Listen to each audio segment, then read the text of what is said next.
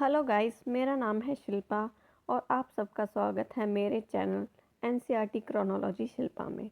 तो आज हम पढ़ने जा रहे हैं class 6 history chapter 5 kingdom Kings and an early Republic. तो इस चैप्टर में हम किंगडम, उनके किंग्स और अर्ली रिपब्लिक के बारे में पढ़ेंगे। तो चलिए एक बार देख लेते हैं कि इस चैप्टर में हम क्या क्या पढ़ेंगे। तो इस चैप्टर को भी हमने एनसीईआरटी हिस्ट्री क्लास 6 के चैप्टर जो 4 हम पढ़ चुके हैं उन्हीं की तरह इस चैप्टर को भी हम क्रोनोलॉजिकली पढ़ेंगे। मतलब सबसे पुरानी डेट को जो है वो हम पहले पढ़ेंगे और बाकी की डेट्स इस चैप्टर में जितनी भी आएंगी उनको हम क्रोनोलॉजिकली पढ़ते जाएंगे। और इस चैप्टर में जितनी भी इवेंट्स और फैक्ट्स दे रखे हैं उन डेट से, उस टाइम पीरियड से रिलेटेड, उनको हम एक ही साथ पढ़ेंगे एक ही जगह पे। जैसे कि ये फर्स्ट डेट हमारी है 3000 ईयर अगो। तो इस डेट में जो है राजा के बारे में बताया गया है, वर्णास के बारे में बताया गया है और जनपदास के बारे में बताया गया है। तो एनसीईआरटी में ये चीज़ें अलग अलग जगह पे दी हुई हैं, लेकिन एक डेट से रिलेटेड और जितने भी इवेंट फैक्ट्स हैं वो हमने एक साथ लिखे हुए हैं। नेक्स्ट डेट जो है जैसे कि हमारी 2500 ईयर अगो है, तो इस टाइम पीरियड पे महाजनपद बने हैं, टैक्स सिस्टम आया है, एग्रीकल्चर में चेंजेस आए हैं और फिर दो जो महाजनपद है मगध और वज्जी उसके बारे में बताया गया है। तो इन सब चीज़ों को हमने जो कि सेम टाइम पीरियड से रिलेटेड है उनको एक साथ लिखा हुआ है। फिर नेक्स्ट डेट जैसे कि हमारी है 2300 ईयर अगो।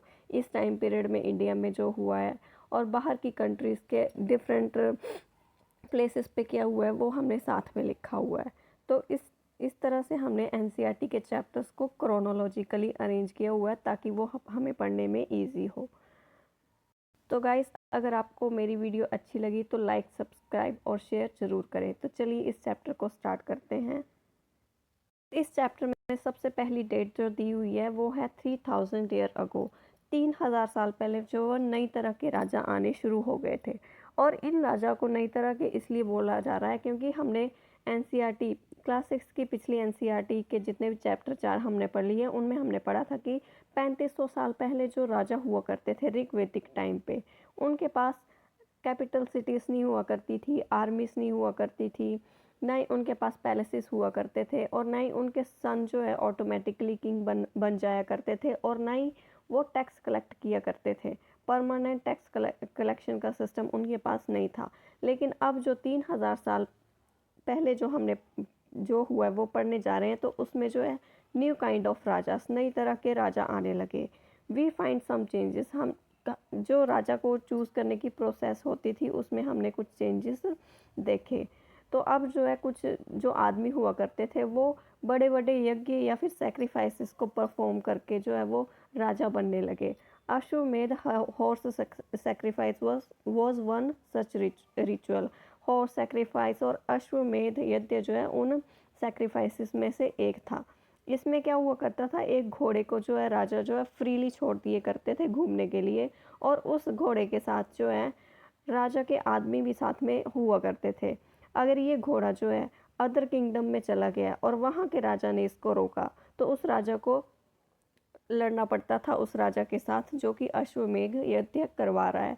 लेकिन अगर दूसरे किंगडम के राजा ने उसको घोड़े को नहीं पकड़ा और उसको जाने दिया तो ऐसा माना जाता है कि उस राजा ने एक्सेप्ट कर लिया है कि जो राजा यज्ञ करवा रहा है वो उससे ज़्यादा स्ट्रॉन्ग है।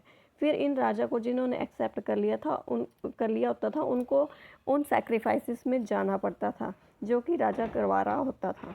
ये जो यज्ञ होते थे ये जो है ट्रेंड प्रीस्ट के द्वारा करवाए जाते थे और जो राजा इसमें बुलाए जाते थे वो अश्वमेध यज्ञ करवाने वाले राजा के लिए जो है गिफ्ट्स लाया करते थे।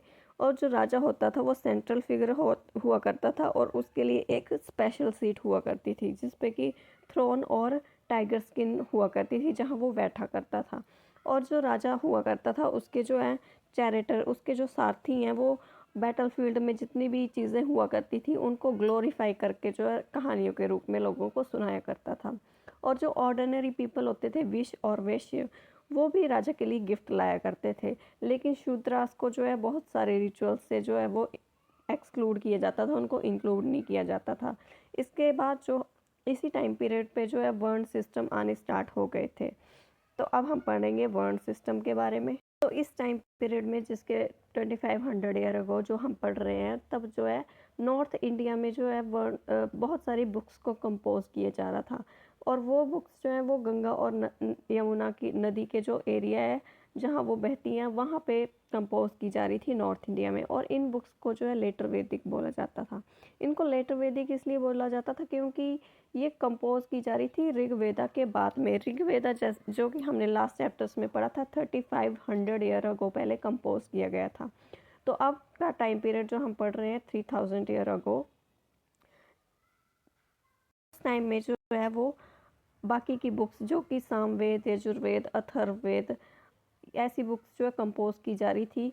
और ये ऋग्वेदा के बाद में कंपोज की जा रही थी, इसलिए इनको लेटर वैदिक बोलते हैं। और ये जो है प्रीस्ट के द्वारा कंपोज की जा रही थी। और इनमें बताया जा रहा था कि रिचुअल्स को कैसे परफॉर्म करना है। और डिफरेंट डिफरेंट ग्रुप्स जो थे सोसाइटी में उस टाइम पे, जैसे कि प्रीस्ट, वॉरियर, फार्मर, ट्रेडर्स, ये सब जो है वो रिच हुआ करते थे। लेकिन कुछ ग्रुप्स जैसे कि हर्डर, craft person, labourer, hunters, gatherers, ये सब जो है वो पुअर हुआ करते थे। और उस टाइम पे प्रीस्ट ने जो है लोगों को 4 ग्रुप्स में डिवाइड कर रखा था। और उनको वो उन 4 ग्रुप्स को जो है वो वर्ण बोला करते थे, वर्णास। और इन वर्णों के हर एक वर्ण का जो है एक डिफरेंट सेट ऑफ फंक्शन हुआ करता था। जो फर्स्ट वर्ण जो हमारा बताया गया है वो है ब्राह्मण। ब्राह्मण जो है वो स्टडी और टीच करते थे वेदास को, परफॉर्म करते थे सेक्रीफाइसेस को, और रिसीव करते थे गिफ्ट्स को लोगों के द्वारा जो उन्हें दिए जाते थे। इसके बाद में जो अगला ग्रुप है वो है क्षत्रिय का। क्षत्रिय जो है वो फाइट करते थे बैटल्स को और प्रोटेक्ट करते थे पीपल को। और जो नेक्स्ट ग्रुप है, थर्ड ग्रुप, वो है वैश्य का। वैश्य जो है वो फार्मर, हर्डर्स और ट्रेडर्स हुआ करते थे। ये जो क्षत्रिय और वैश्य हुए थे ये सैक्रिफाइसेस को परफॉर्म, यज्ञ को परफॉर्म कर सकते थे। लेकिन जो शूद्र, लास्ट ग्रुप जो हमारा चौथा ग्रुप है वो है शूद्रास का। शूद्र जो है वो सैक्रिफाइसेस को परफॉर्म नहीं कर सकते थे, रिचुअल्स को परफॉर्म नहीं कर सकते थे। और ये शूद्र जो है वो अदर 3 ग्रुप जो हमने पढ़े, ब्राह्मण, क्षत्रिय और वैश्य, इनको सर्व किया करते थे। वुमेन्स को जो हुआ करती थी उनको भी शूद्रास के साथ रखा गया था उन्हीं के ग्रुप में। और ये दोनों जो वुमेन और शूद्रास थे इनको वेदों को पढ़ना अलाउ नहीं था। और प्रीस्ट ने ये बोल रखा था कि ये जो वर्ण सिस्टम है ये बर्थ के बेसिस पे डिसाइड किया जाएगा। लेकिन इन्होंने बाद में जो है कुछ लोगों को जो है अनटचेबल्स भी क्लासीफाई किया। और इन अनटचेबल्स में क्राफ्ट पर्सन, हंटर गैदरर्स, और जो बरी किया करते थे डेड बॉडीज़ को, क्रीमेशन जो कि अंतिम संस्कार के जो होते हैं, जितने भी रिचुअल्स उनको परफॉर्म किया करते थे, उनको जो है अनटचेबल्स में रखा जाने लगा। और ये प्रीस्ट जो है ये बोला करते थे कि जो भी इनको छुएगा अनटचेबल्स को वो पॉल्यूटिंग होगा। और बहुत सारे लोगों ने जो है इस वर्ण सिस्टम को एक्सेप्ट नहीं किया। कुछ राजा जो हुआ करते थे उन्होंने उन्होंने बोला कि हम प्रीस्ट से जो है वो सुपीरियर हैं। वर्ण सिस्टम में जो है क्षत्रिय को जो राजा हुआ करते थे उनको प्रीस्ट के बाद में सेकंड पॉइंट पे रखा गया। तो उन्होंने बोला कि हम प्रीस्ट से सुपीरियर हैं। कुछ लोगों ने बोला कि बर्थ के बेसिस पे हम जो है वर्ण को डिसाइड नहीं कर सकते हैं। और बाकियों ने जो है वो प्रैक्टिस ऑफ अनटचेबिलिटी जो है उसको उसको बहिष्कार कर दिया, कंडेम्ड किया। और बाकी के एरिया जो थे सब कॉन्टिनेंट में, जैसे कि नॉर्थ ईस्ट, वहाँ पे सोशल और इकोनॉमिक डिफरेंस जो है वो ज़्यादा शार्प नहीं हुआ करता था, क्योंकि वहाँ पे जो है प्रीस्ट की इन्फ्लुएंस बहुत कम हुआ करती थी। इसी टाइम में जब अलग तरह के राजा आ रहे थे और वन सिस्टम डेवलप हो रहा था, तभी जो है वो जनपद बनने शुरू हो गए। जो राजा हुआ करते थे वो बड़े बड़े सैक्रिफाइसेस करके जो है राजा ऑफ जनपद कहलाने लगे। जैसे कि हमने पढ़ा पहले ऋग्वेदिक टाइम पीरियड 3500 साल पहले जो है राजा जो होते थे वो उनको राजा ऑफ जन बोला करते थे, क्योंकि उनको जो है असेंबलीज में इलेक्ट किया जाता था। जो कि पीपल मिल के जो है उनको सेलेक्ट कर लेते थे। और ना ही उनके पास आर्मी हुआ करती थी, पैलेसेस भी नहीं हुआ करते थे, टैक्स भी वो कलेक्ट नहीं किया करते थे। लेकिन अब जो है राजा जो होने लगे उनको राजा ऑफ जनपद बोले जाने लगे। और ये जो वर्ड जनपद है इसका मतलब होता है लैंड वेयर द जना set is foot and settle down. जनपद का मतलब होता है जहाँ पे जनता ने पैर रखे हैं या फिर जहाँ पे वो रहते हैं सेटल डाउन होके। तो बहुत आर्कियोलॉजिस्ट ने जो है वो बहुत सारी साइट को एक्सकेवेट किया जिनमें से कुछ हैं जैसे कि पुराना किला इन दिल्ली, हस्तिनापुर इन मेरठ, अतिरंजी खेरा नियर एटा, और ये जो लास्ट की दो जो यूपी में है, हस्तिनापुर और अतिरंजी खेरा। सब सेटलमेंट्स जो भी हमने अभी पढ़ी ये जो हैं वो जनपदों में मिली हुई हैं।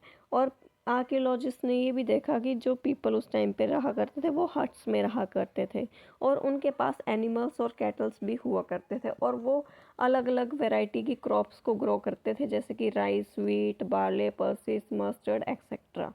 और उनके पास जो है अर्थन पॉट हुआ करते थे, मिट्टी के बर्तन जो कि ग्रे और रेड कलर के हुआ करते थे। और एक स्पेशल टाइप की पोट्री जो है उन जगह पे मिली हुई है जिनको कि पेंटेड ग्रेवेयर बोलते हैं। और इनको पेंटेड ग्रेवेयर इसलिए बोलते हैं क्योंकि ये ग्रे कलर की हुआ करती थी, और इस पे जो है पेंट से डिज़ाइन बना हुआ करते थे। कुछ सिंपल लाइनें बनी हुआ करती थी और कुछ ज्योमेट्रिक पैटर्न भी बने हुआ करते थे। सब हमने देखा कि 3000 साल पहले राजा चूज़ करने की प्रोसेस चेंज हो गई, और जो वो जनपद बनने स्टार्ट हो गए, और वर्ण सिस्टम डेवलप होने शुरू हो गया। और इसके बाद जो हमारी नेक्स्ट डेट है वो है 2500 ईयर अगो, 2500 साल पहले जो है ये जो जनपद थे इनमें से कुछ जो है इम्पोर्टेंट हो गए और बड़े हो गए, और इनको जो है महाजनपद बोला जाने लगा। और कुछ कुछ महाजनपद जो होते थे उनके अराउंड जो है वो फोर्ट्स हुआ करते थे, मतलब सिटीज़ जो है महाजनपद जो है वो फोर्टिफाइड हुआ करते थे। और ये जो फोर्टिफिकेशन है ये इसलिए हुआ करती थी ताकि जो पीपल हैं, क्योंकि जो पीपल हैं वो बाहर के किंग्स के अटैक से डरा करते थे। और कुछ रूलर्स जो हैं वो अपने आप को वो ये बताने के लिए कि वो कितने रिच और पावरफुल हैं, इसलिए भी जो है वो लार्ज टॉल और इम्प्रेसिव वॉल्स को सिटीज़ के अराउंड बनाया करते थे। और इसी तरह से जो लैंड और पीपल जो कि इन फोर्टिफाइड एरियाज़ के अंडर हुआ करती थी उनको जो है किंग जो है ईजिली कंट्रोल कर लेते थे। और ये जो बड़ी बड़ी वॉल्स बनाई जाती थी इनको बनाने के लिए लैक्स ऑफ ब्रिक्स और स्टोन्स की ज़रूरत होती थी, लेबर की ज़रूरत होती थी जिसमें कि मैन, वुमेन और चिल्ड्रन होते थे। और वो बहुत सारे जो महाजनपद होते थे उनकी कैपिटल सिटी हुआ करती थी जो कि फोर्टिफाइड हुआ करती थी। और ये जो नए राजा हैं अब इन्होंने बड़ी बड़ी आर्मीज़ को मेंटेन करना स्टार्ट कर दिया, जो सोल्जर होते थे उनको रेगुलर सैलरी देना शुरू कर दिया। और ये जो सोल्जर हुए थे ये थ्रू आउट द ईयर जो है वो किंग के पास काम किया करते थे, और कुछ पेमेंट्स जो है इनको वो पंच मार्क्ड कॉइन की हेल्प से की जाती थी। इसी टाइम में जब महाजनपद बनने स्टार्ट हो गए जनपदों से, तब जो कि बड़े बड़े फोर्ट्स बना के बड़ी बड़ी आर्मीज़ को मेंटेन करके बनाए जाते थे, तो तभी जो है वो टैक्स की ज़रूरत पड़ने लगी, क्योंकि बड़ी बड़े फोर्ट्स को बनाने के लिए, आर्मीज़ को मेंटेन करने के लिए ज़्यादा रिसोर्सेज की ज़रूरत होती थी, और ऑफिशियल्स भी चाहिए होते थे जो इन सब चीज़ों को कलेक्ट कर सकें। इसलिए जो है टैक्स कलेक्ट करने का, रेगुलर टैक्स कलेक्ट करने का सिस्टम जो है स्टार्ट हो गया। जो टैक्स हैं ये अलग अलग चीज़ों पे हुआ करते थे। जो क्रॉप पे टैक्स हुआ करता था वो सबसे ज़्यादा इम्पोर्टेंट हुआ करता था, क्योंकि उस टाइम पे सबसे ज़्यादा जो लोग हैं वो फार्मर्स ही हुआ करते थे। और ये जो टैक्स हुआ करता था क्रॉप पे, ये 1/6 ऑफ व्हाट वाज प्रोड्यूस्ड, जो भी एक किसान उगाया करता था उसका 1/6 पार्ट जो है जिसको कि भागा और शेयर बोलते हैं, वो टैक्स के रूप में जो है राजा को देना पड़ता था। और इन टैक्सेस को जो है क्राफ्ट पर्सन भी दिया करते थे लेबर की फॉर्म में। कुछ जैसे कि क्राफ्ट पर्सन जो है किंग के यहाँ जो है कुछ दिनों के लिए काम करके जो है वो अपना टैक्स पे करता था। जो हर्डर्स हुआ करते थे वो एनिमल्स या फिर एनिमल के प्रोडक्ट्स जो हैं दूध, दही या फिर मीट को राजा को दे के टैक्स पे करते थे। और ये जो गुड्स की सेल्स हुआ करती थी, खरीदारी और बेचते थे, उन पे भी टैक्स हुआ करता था। और ये जो हंटर गैदरर हुआ करते थे ये फॉरेस्ट से जितनी भी चीज़ें कलेक्ट करते थे उनमें से कुछ चीज़ें जो है राजा को दे के टैक्स पे किया करते थे। टाइम पे जब महाजनपद बन रहे थे तब एग्रीकल्चर प्रैक्टिसेस में भी चेंज होने स्टार्ट हो गए थे। इनमें दो मेजर चेंज ये थे कि यूज़ ऑफ आयरन प्लोशियर। पहले के टाइम में, अर्ली वैदिक टाइम में हमने देखा था कि वुडन प्लोशियर का वुडन के लकड़ी के हल का यूज़ हुआ करता था, लेकिन अब जो है आयरन लोहे के हल का यूज़ होना स्टार्ट हो गया। और सेकंड चेंज वो था ट्रांसप्लांटिंग पैडी। अब जो है पैडी जो है वो धान की खेती होती है, तो अब जो है सैपलिंग्स को ग्रो करके फिर उनको फील्ड में लगाया जाता था। मतलब कि पहले एक छोटी सी जगह पे जो है वो बीजों को उगा के उगा लेते थे, और जब वो थोड़े बड़े हो जाते थे तो उनको उस जगह से उखाड़ के जो है बड़े बड़े खेतों में दूर दूर करके लगा दिया जाता था। तो इससे जो है प्रोडक्शन भी इंक्रीज होती थी और प्लांट जो है वो ज़्यादा सरवाइव करते थे। जनरली जो स्लेव्स हुआ करते थे, मैन और वुमेन और लैंडलेस एग्रीकल्चर लेबरर्स, जिनको कि कामगारास बोला जाता था, वो इन कामों को किया करते थे। आज जो हमारा टॉपिक है वो है a closer looked at Magadha. Magadh जो है वो एक महाजनपद है। अब उसके बारे में हम पढ़ेंगे। Magadha became most important mahajanapada. Magadha एक इम्पोर्टेंट महाजनपद बन गया था क्योंकि गंगा और सोन जैसी नदियां जो है इसके थ्रू फ्लो करती थी और ट्रांसपोर्ट और वाटर सप्लाई में हेल्प करती थी। और यहाँ की लैंड जो है वो बहुत फर्टाइल थी, और कुछ पार्ट जो है मगध का वो फॉरेस्टेड था। वहाँ पे एलिफेंट्स हुआ करते थे जिनको कि कैप्चर और ट्रेन करके आर्मी में इंक्लूड किया जाता था, और इन फॉरेस्ट से जो है वो वुड मिला करती थी जिससे कि कार्ट्स बनाने में हेल्प हो। लकड़ी से जो है वो चैरियट्स भी बनाए जाते थे, और कुछ जो है आयरन ओर की माइंस भी मगध से मिली हुई हैं जिससे कि टूल्स और वेपन्स बनाए जाते थे, जहाँ से लोहा निकाल के टूल्स और वेपन्स बनाए जाते थे। मगध में जो है दो पावरफुल रूलर थे, बिंबिसारा और अजातशत्रु, और इन दोनों ने बहुत एफर्ट करके जो है अदर जनपदास को जो है कॉन्कर करने की कोशिश की थी। और यहाँ एक रूलर थे महापद्मनंद। इन्होंने जो है नॉर्थ ईस्ट पार्ट जो था सब कॉन्टिनेंट का वहाँ तक अपना कंट्रोल कर लिया था। राजगीर जो कि प्रेजेंट डे राजगृह जो कि प्रेजेंट डे राजगीर है बिहार में, वो मगध की कैपिटल हुआ करती थी बहुत सालों तक। लेकिन उसके बाद जो है कैपिटल शिफ्ट कर दी थी पाटलिपुत्र, जो कि आज के प्रेजेंट डे पटना में है। इसके बाद जो नेक्स्ट हमारा महाजनपद है वो है वज्जी। वज्जी की कैपिटल जो है वो है वैशाली, जो कि आज के बिहार में है। और यहाँ पे जो है एक डिफरेंट फॉर्म ऑफ गवर्नमेंट हुआ करती थी जिसको कि गणा और संघा बोला जाता था। गण और संघ जो हुआ करते थे, वहाँ पे कोई एक रूलर नहीं हुआ करता था, बहुत सारे रूलर हुआ करते थे, और कभी कभी तो थाउजेंड ऑफ मैन जो है वो एक साथ रूल किया करते थे, और हर एक में आदमी को जो है वो राजा बोला जाता था। और ये जो राजा हुआ करते थे, ये एक साथ रिचुअल्स को परफॉर्म किया करते थे, असेंबलीज में मिला करते थे और डिसाइड किया करते थे कि कब क्या करना है और कैसे करना है, थ्रू डिस्कशन एंड डिबेट।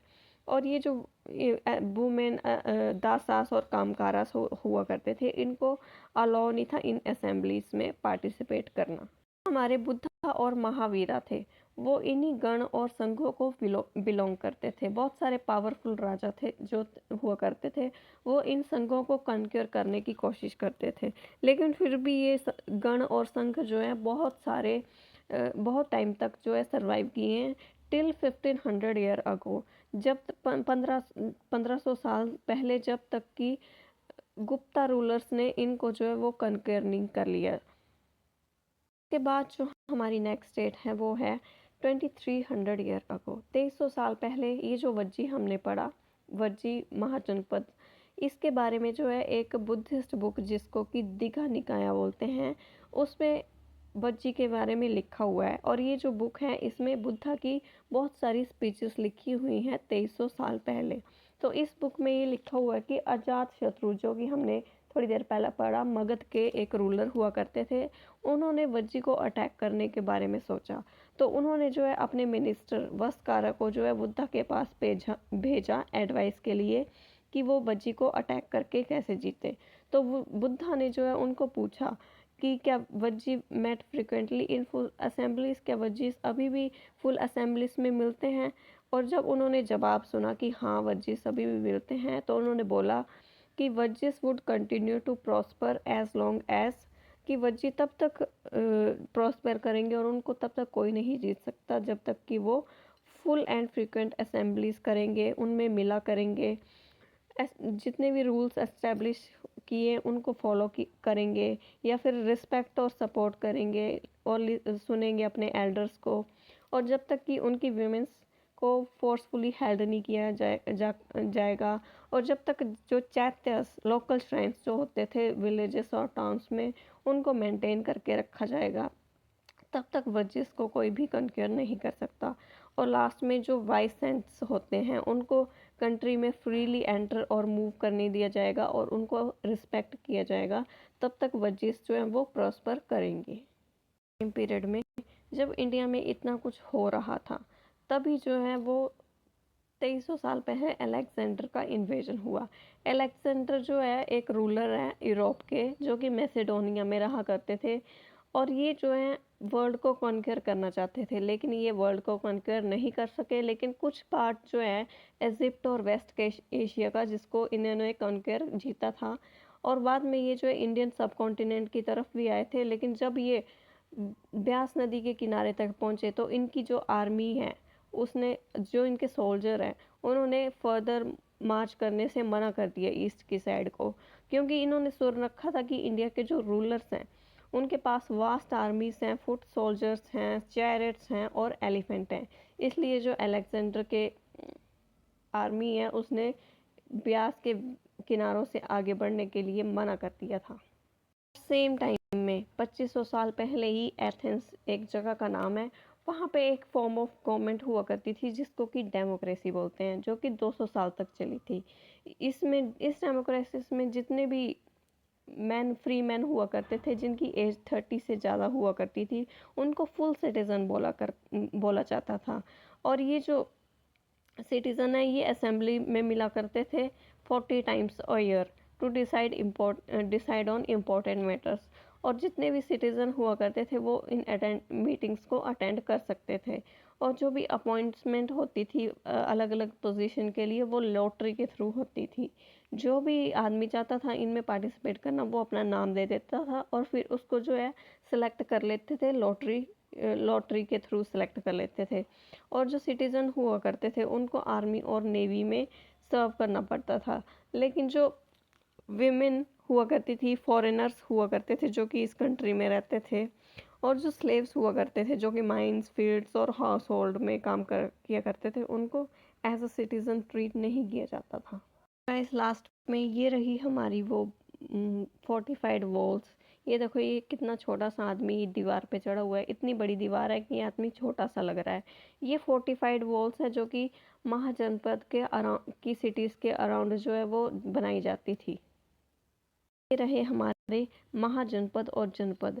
इनमें देखो, ये कुरु, पंचाला, कोसाला, मगध, अंग, राजगृह, कौसाम्बी, ये सब जो है महाजनपद और जनपद हैं, जो कि अभी हमने थोड़ी देर पहले पढ़े। सो गाइस, ये था आज का हमारा चैप्टर। और एक बात देख लेते हैं कि आज हमने क्या क्या पढ़ा। चैप्टर में हमने देखा कि 3000 साल पहले नई तरह के राजा आ रहे थे और वन सिस्टम डेवलप हो रहा था, और साथ में जो है जनपद बन रहे थे।